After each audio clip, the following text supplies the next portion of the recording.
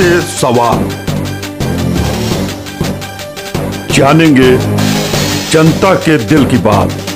आपके व्यूज से बनेगी हमारी न्यूज। जवाब आपके संजय पुरबिया के साथ द संडे व्यूज।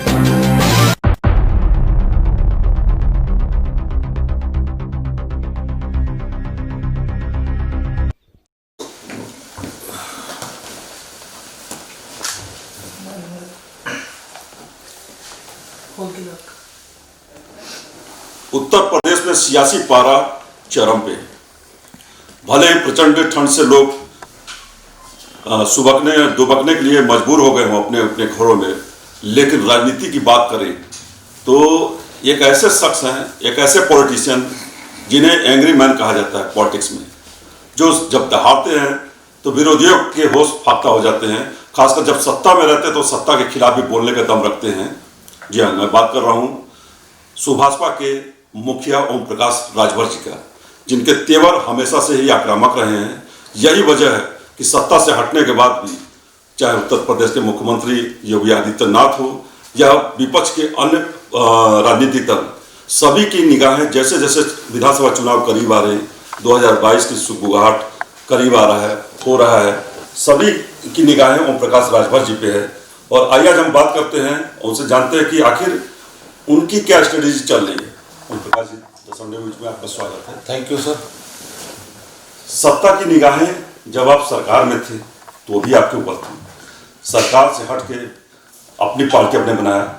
इस समय भी उनकी निगाहों में आप ही हैं कि आप पे नजर रखा जाए, कब आप समीकरण बदल दें, क्या कर दें, इसके अंदेशा से क्या कहेंगे आप? देखिए, सरकार को डर इस बात का है कि 43% वोट उत्तर प्रदेश में जो अति पिछड़ों का वोट है उसको ओम प्रकाश राजभर ने जगाने का काम किया है।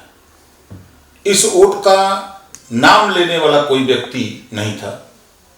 ओम प्रकाश राजभर सत्ता में था तब बिंद का, निषाद का, केवट का, मल्लाह का, राजभर का, चौहान का, लोहार का, गोंड का, पाल का, प्रजापति का, अर्कबंशी का, बाली का, बियार का, नाई का, गोंड का, सदन में इनकी चर्चा हमने किया था कि इनके विषय में सोचो, इनको न्याय दो, इनके साथ सामाजिक न्याय जो आप कह चिल्लाते हो, इनके साथ भी सामाजिक न्याय करो। इस नाते सरकार परेशान रहती थी। आज ये 43% वोट ओम प्रकाश राजभर के साथ इन्हीं के लिए आपने सत्ता छोड़ा भी, निगाह लगाए बैठा है और इन्हीं के अधिकार के लिए इनको पिछड़ों को छात्रवृत्ति का चाहे सवाल हो, चाहे शुल्क प्रतिपूर्ति का सवाल हो, चाहे 1700 थाने में इनकी भागीदारी का सवाल हो, 75 जिले में इनकी भागीदारी, एसपी और डीएम का सवाल भागीदारी का, 18 कमिश्नरी है इसमें भागीदारी का सवाल हो, जब नहीं दिया तो फिर मैंने सत्ता छोड़ दिया। इस नाते सरकार परेशान रहती थी। आज सरकार को चिंता इस बात की है कि जिसको लेकर के ये सत्ता छोड़ा है, ये 43% वोट होता है, ये 43% वोट ओम प्रकाश राजभर के साथ चला गया। जब कन्वर्ट हो गया तो फिर बड़ा मुश्किल होगा। और दूसरा 22% वोट वाले को भी, जो कल तक विकास करने की बात कांग्रेस करती थी कि मुसलमानों का विकास करेंगे, बसपा ने किया, सपा ने किया, कांग्रेस, सभी लोगों ने किया। आजादी के बाद नौकरियों में 38% मुसलमान था और इतना विकास कांग्रेस, सपा, बसपा के लोगों ने किया कि आज 1% भी नौकरियों में नहीं रह गया। आज डर इस बात का सता रहा है कि ओम प्रकाश राजभर भागीदारी संकल्प मोर्चा बना करके नारा दिया है कि जिसकी जितनी संख्या भारी उसकी उतनी हिस्सेदारी। क्या आपको नहीं लगता कि बीजेपी गवर्नमेंट खासकर यूपी में कुछ कास्ट है जिनका वर्चस्व हर डिपार्टमेंट में, हर थाने में, जैसे आप थाने की बात करें, थाने हो चाहे सीनियर मोस्ट ऑफिसर हो, उसी कास्ट का वर्चस्व है? देखिए, जो आरोप योगी जी लगाते थे, बीजेपी लगाती थी, समाजवादी पार्टी की सरकार में कि कुल थाने पर रह रहे हैं। इस समय योगी जी की राज्य में थाने पर सबसे ज्यादा यादव ठाकुर दरोगा है। ये हम नहीं कह रहे हैं, आम आदमी पार्टी के संजय सिंह ने प्रेस में बाकायदे सबूत पेश किया, यही देखो ये ठाकुर शाही कर रहा है। ये तो हर सत्ता में होता है। नहीं होने देंगे। भागीदारी संकल्प मोर्चा नहीं होने देगा। आपकी सरकार बनी? हाँ, बिल्कुल नहीं होने देंगे। हम न्याय की बात करते हैं। हम बाबा साहब डॉक्टर अम्बेडकर, गौतम बुद्ध, महात्मा ज्योतिबा फुले, हम उनके आदर्श को मानते हैं, हम महाराजा सुहेलदेव के आदर्श को मानते हैं। हम देश के लिए लड़ते हैं। देश को तोड़ने वाले लोग देशभक्त नहीं हो सकते, देश को बेचने वाले लोग राष्ट्रभक्त नहीं हो सकते, राष्ट्रद्रोही हो सकते हैं। तो आपने अभी जैसे कहा कि आप सत्ता छोड़े लोअर कास्ट के जितने हैं जिनकी डिमांड पूरी नहीं हुई छात्रवृत्ति से तमाम योजनाओं के लिए, क्या अभी जैसे आपकी मीटिंग हुई आपके साथ, अब तो जुड़ ही गए हैं ओवैसी जी में, फिर एक बंद कमरे में 7 घंटे शिवपाल जी से जो खुशफुसाहट हुई, इसकी वजह से तापमान इतना बढ़ गया है कि जो सत्ता के लोग हैं उनकी पूरी पहली निगाहें आपके रणनीति पे है, आपके ऊपर। तो आप क्या चाहते हैं कि वो ओवैसी जी के आने से मुस्लिम वोट बैंक है उसमें सेंधमारी करने की कुछ ऐसी? देखिए, 74 साल की आजादी में अब मुसलमान समझ गया है कि हमको पार्टियां गुमराह करती हैं, हमारे बीच से लोडर पैदा किया जाता है, उस लोडर के सहारे हमारा वोट वो हमारा लोडर वहां पहुंचा देता है। तो ओम प्रकाश राजभर लीडर इकट्ठा कर रहा है, भागीदारी संकल्प मोर्चा में लीडर हैं, वो अपनी अपनी पार्टी के मालिक हैं, मुखिया हैं। तो वो लीडर समाज की लड़ाई लड़ेगा, मालिक है, मालिकाना करेगा, लेकिन लोडर कभी अपने मालिक के सामने हिस्सेदारी की बात नहीं कर सकता। अगर वो हिस्सेदारी की बात करेगा तो मालिक उसको नौकरी से निकाल बाहर कर देगा। तो ये बात हर कौम के लोग समझ गए हैं, चाहे वो ओवैसी जी की कौम हो, चाहे राजभर जी की कौम हो, चाहे कुशवाहा जी की कौम हो, चाहे बिंद निषाद की कौम हो, चाहे प्रजापति पाल की कौम हो, किसी कोई भी हो, सब लोग ये समझ गए हैं। इस नाते लोग बहुत परेशान हैं कि ओम प्रकाश राजभर शिवपाल यादव जी से मिल गए, शिवपाल जी आ जाएंगे, तो जो बचा खुचा था वो इधर चला आया। अभी आम आदमी पार्टी के संजय जी से मिल लिए, तो कहीं संजय सिंह आ गए तब तो और बुरा हो गया। तो ये चिंता बढ़ रही है लोगों को ना। तो शिवपाल जी से किस खास मुद्दों पे बातचीत आपकी? कि हम जिस इशू को लेकर लड़ रहे हैं, देश में निःशुल्क शिक्षा और समान शिक्षा स्नातकोत्तर तक, निःशुल्क स्वास्थ्य, बेरोजगारों को रोजगार कैसे मुहैया हो, नौकरी, जो समाज में द्वेष की भावना हिंदू मुसलमान करके बांटा गया है, उसको कैसे, उस खाई को कैसे पाटा जाए। ये दिन तो राजनीतिक भारतीय जनता पार्टी की है। भारतीय जनता पार्टी हिंदू मुसलमान के बल पे हमको आपको गुमराह करके रोजगार की बात नहीं करती, शिक्षा की बात नहीं करती, वो बात करती है हिंदू मुसलमान के बांटने की, मंदिर मस्जिद की बात करती है। तो छोटी पार्टियां जो लेकर के आए हैं, इससे क्या ऐसा नहीं लगता कि बसपा का भी काफी नुकसान होने वाला है? देखिए, छोटी पार्टियां कहने के लिए है ना, भारतीय जनता पार्टी आज के 15 साल पहले उसका टिकट लेने को कोई तैयार नहीं था। वो ये भी फार्म भर के झोला में घूमते थे कि संजय भैया ले लो, तो कहना भैया हम नहीं करेंगे, झटक देते थे। वो इसी तरह छोटी छोटी पार्टियों को 36 पार्टियों को इकट्ठा किए, घोल बनी, बढ़िया बाजा बना, कोई पिस्टल ठोक रहा है, कोई तरास बजा रहा है, कोई ढोल बजा रहा है, कोई मजीरा बजा रहा है, कोई झुनझुने बजा रहा है, एक गोल बनी। तो लोगों की निगाह गई कि नहीं, बाजा बढ़िया बज रहा है। आज आप देखिए, जब ओम प्रकाश राजभर ने बढ़िया पकड़ा सबको एक के लिए, तो ओवैसी जी को लिया, तो सबको लगने लगा कि इसका बाजा बहुत बढ़िया बजने वाला है। मुस्लिम वोट खिसकने वाला है, ये मान के चला जाए। तो उस समय कोई बीजेपी को वोट देने को तैयार नहीं था। आज जो हमको कहा जा रहा है कि छोटी छोटी पार्टियां, छोटे छोटे नाले, जब उनके पानी इकट्ठा होते हैं तो वो बड़ा लेवल पर हो जाता है, इस बात की चिंता उनको है। यानी जो सत्ता के गलियारे में जो चर्चा चल रही कि ओम प्रकाश राजभर जी जो स्ट्रेटेजी बना के चल रहे हैं, ओवैसी जी आ गए, मुस्लिम वोट बैंक जो है डिवाइड हो गया, ओम प्रकाश जी ओवैसी जी तरफ, शिवपाल जी से पौन घंटे खुसर हुई, यादव वोट बैंक काफी हद तक इधर आ रहा। अब आपके संजय सिंह से मुलाकात हुई, अगर ये भी आ जाते हैं तो जैसा कि एक सीएम जो है दिल्ली के केजरीवाल जी ने कहा और जो काम कर रहे हैं, क्योंकि मिडिल क्लास गरीब तबका इस चीज़ पे डिपेंड करता है उसका सब कुछ, कि वो बच्चों को कैसे पढ़ाए, इन केस कोई बात हो जाए तो हेल्थ डिपार्टमेंट निःशुल्क जहाँ सेवा मिले अच्छी तरीके से, जो दिल्ली में हो रहा है। यानी देखा जाए सबसे शक्तिशाली ओम प्रकाश राजभर जी होते जा रहे हैं। जो पूरी समीकरण को चुनाव में बदल सकते हैं। तो इसी बात को, सब सिनेरियो को देखते हुए आप में विश्वास में है कि नेक्स्ट जो है गवर्नमेंट होगी वो आप लोगों की होगी? देखिए, बाबा साहब डॉक्टर अम्बेडकर जी ने जो वोट का पावर दिया है, वोट के बल पे सरकार बनती है। वोट आज के तारीख में हमारे पास 43% अकेले अति पिछड़ा है। अगर हम उसी की बात करें, 43% अति पिछड़ा है, 22% मुसलमान है, 65% आ रहे हैं, बांट लें। और उतना नहीं, अभी 35 में, अभी भी 65 हमारा है, 35 में बंटवारा है। ये आपको विश्वास ही इनका कहेंगे कि पूरे कॉन्फिडेंस के साथ ये मान के चल रहे कि सरकार इन्हीं की ही बनेगी? बात में दम भी है, क्योंकि 35 में बंटवारा है तो स्वाभाविक है कि मिडिल क्लास या गरीब तबका का जो लोग, जो निस्वार्थ भाव से ये सोच के चुनाव में वोट डालते हैं कि सरकार जो बने उनकी सुने। चलिए देखते आगे क्या होता है। तो बंटवारा है, यानी वो भी मान चल रहा है कि आप ही की तरफ आएगी, तो बीजेपी के पास क्या है? देखिए, स्थिति है, पहले यह देश कृषि प्रधान देश था, आज जाति प्रधान देश है।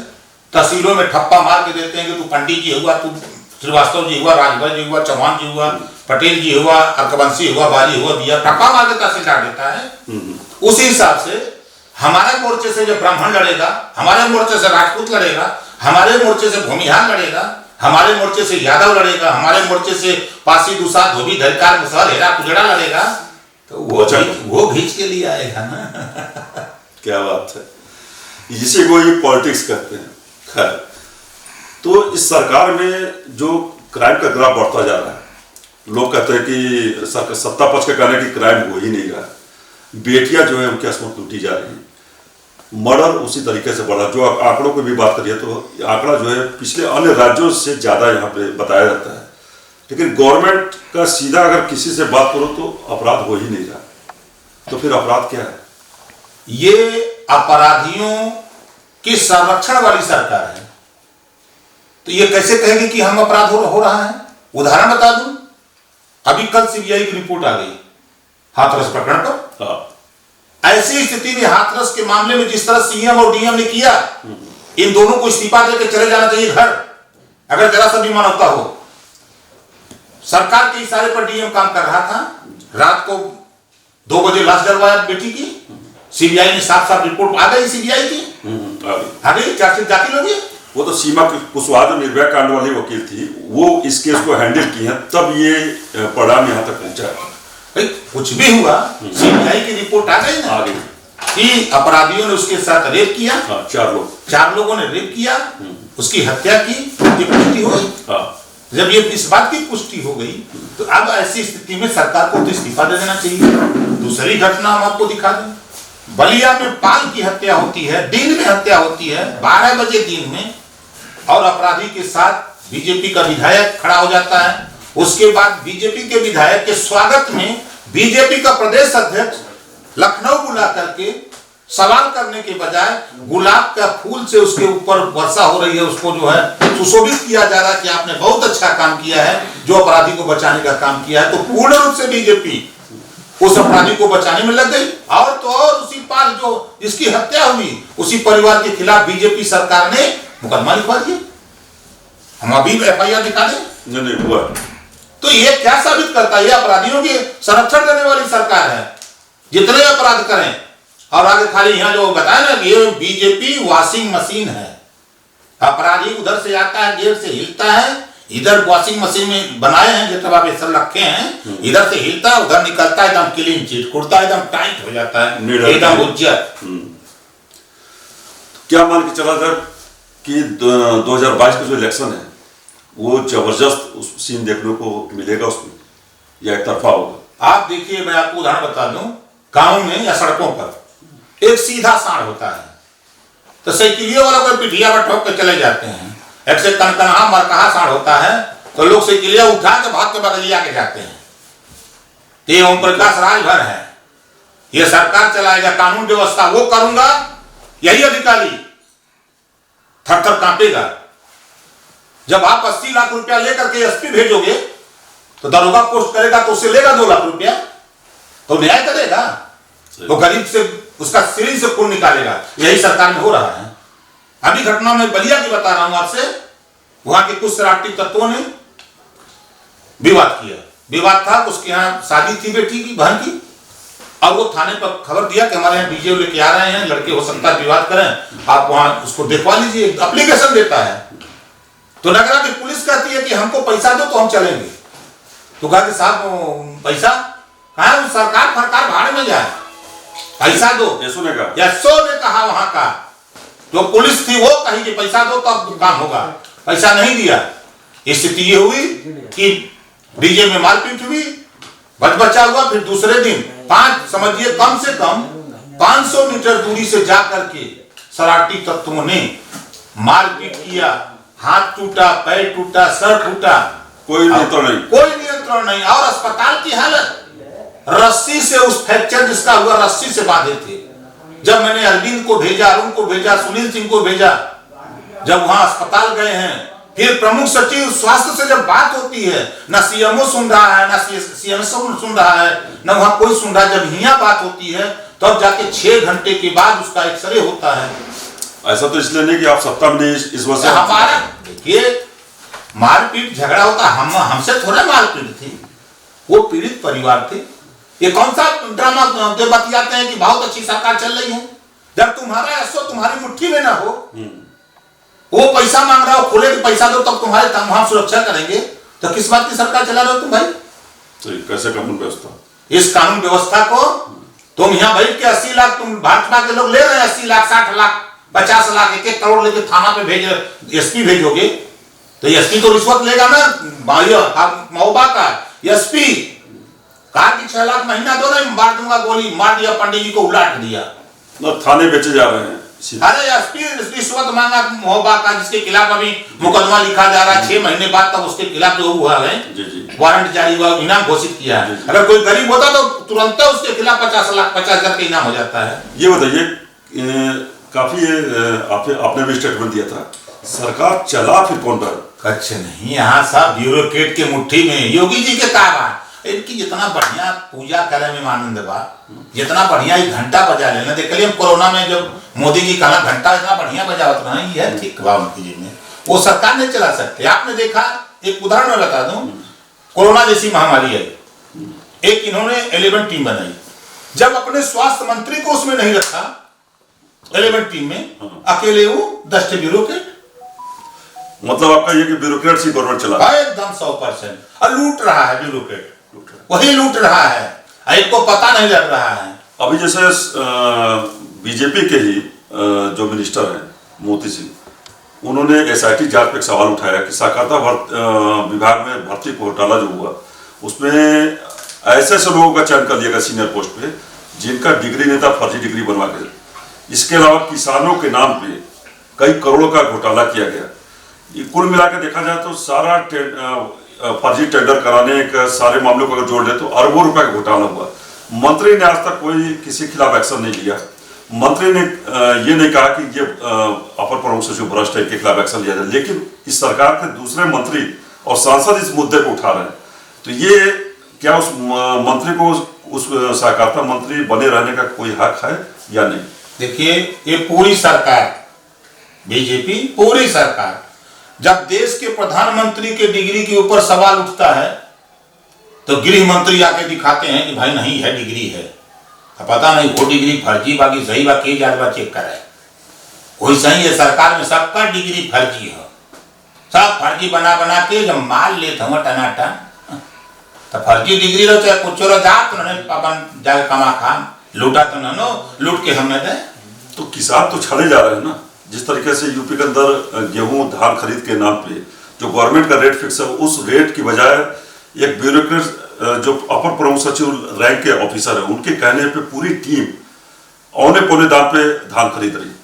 तो एक तरह से मारा जा रहा किसान, इसके लिए क्या मतलब होना चाहिए आपके साथ? देखिए, एक सिंगल आईएएस बता दीजिए जो कभी खेत के पास गया हो, खेती किया हो, धान पैदा किया हो, गेहूं पैदा किया हो, आलू पैदा किया हो, एक आईएएस का नाम बता दीजिए।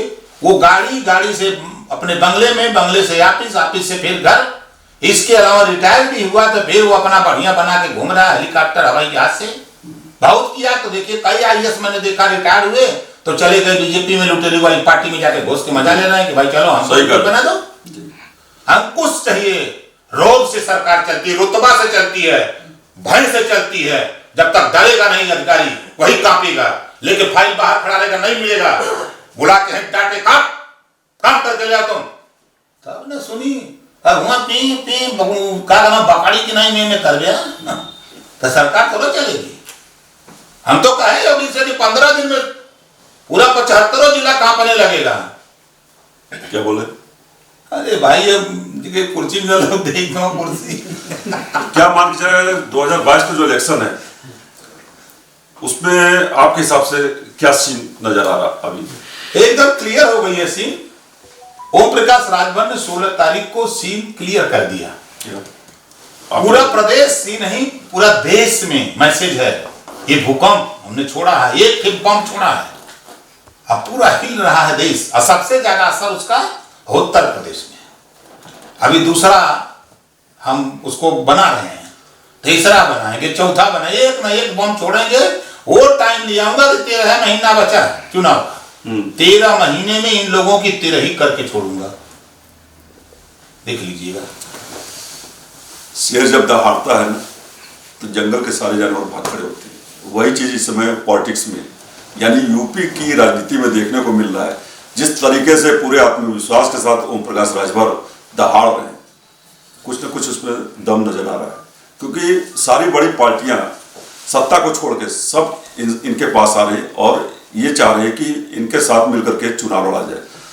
कुल मिला के कहेंगे कि 2022 का जो चुनाव है देखने में दर्शकों को जितना मजा आएगा उतना ही मजा आएगा मतदाताओं को। क्यों? क्योंकि हर मतदाता ये चाहता है कि नेता उसे चुने जो उनकी छोटी छोटी शिक्षा, चिकित्सा और अपराध, इन तीनों में उनके साथ रहे। अगर उनके साथ कुछ भी ज्यादती हो, कोई दिक्कत हो तो सरकार खड़ी रहे। जिस तरीके से ओम प्रकाश राजभर जी कह रहे हैं, शायद इनकी सरकार बनती है तो वो चीजें, वो सारी सुविधाएं जनता यानी मतदाताओं को मिलेगी। कैमरामैन श्री राम के साथ Sanjay Purbiya, the Sunday news, India express news, Lucknow.